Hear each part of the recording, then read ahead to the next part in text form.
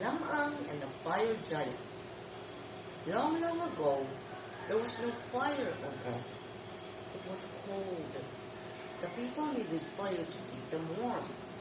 But the only fire on earth was guarded by an ugly and selfish giant who lived in a cave deep in the forest. The people were so afraid of him. A young man named Lamang saw how the people in his village suffered from cold. So he asked his animal friends to help get some fire from the giant in the forest. A bullfrog, a horse, a cat, a dog, and a lion said they will help steal some fire from the giant. They also needed fire to keep them warm on cold nights. Lamang thanked his animal friends and told them of his plan. He told the people to stay in the village. Then he asked the bullfrog to wait by a pond outside the village. Farther away from the bullfrog, he asked the horse to wait by the sampalok tree. Farther away from the horse, he asked the cat to wait on the top of a big rock. And still farther away from the cat, he asked the dog to wait near the entrance of the giant's cave. Finally, he told everybody to wait quietly for a signal. So, they waited and waited and waited. Lamang, being very brave, went into the fire giant's cave. The giant sat in the front of his fireplace so no one can steal some fire while he was asleep. Lamang went near the sleepy giant. The people in the village are suffering from the cold.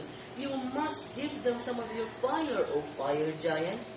Lamang bravely told the horrible fire giant. Foolish young man, can't you see that I'm the guardian of this fire? Nobody can get even just a little spark of that fire. The fire giant roared angrily at Lamang. He stood in front of his fireplace. You cannot scare us anymore, selfish fire giant. You have been selfish long enough. Lamang shouted back at the fire giant. Then he went to the window and gave the signal to the lion that was nearest to the giant's house. Upon hearing the signal, the lion roared his loudest roar. When the others heard this, altogether, the dog barked his loudest bark. The cat meowed her loudest meow. The horse neighed his loudest neigh. And the bullfrog croaked his loudest croak. They made such a loud and strange noise that it frightened the selfish giant. Lamang's plan worked. When the giant rushed out of his house, Lamang took a burning stick.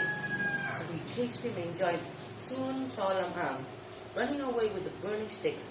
So he chased him in giant steps. Lamang ran as fast as he could, but the giant had much bigger steps. So he gathered all his strength and ran till his legs almost gave up. I can't give up now. I must pass on this burning stick to my friends, as we had planned. I must keep running, he told himself. And he ran on with all his might. With the fire giant just behind him, Lamang gave the burning stick to the lion. The lion leaped his biggest leap and gave the burning stick to the dog. The dog ran his fastest run and gave the burning stick to the cat. The cat flashed away like lightning and gave the burning stick to the horse. The horse galloped his largest gallop and finally gave the burning stick to the bullfrog. This made the giant very, very angry. He roared and beat his chest and made the biggest steps he could and caught the bullfrog by its tail. The bullfrog was so frightened, but he knew that he must bring the burning stick to the people.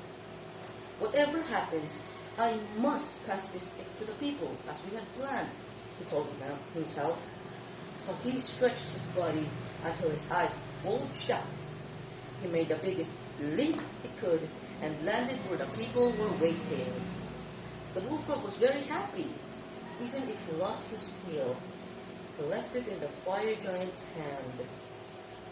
When the people saw the fire giant coming, they picked up whatever stones and sticks they could see. They shouted their loudest shouts and chased him towards the mountain cliff. The selfish giant had nowhere to go. The people kept chasing until it fell off the mountain cliff and the giant was gone forever. The people danced and rejoiced.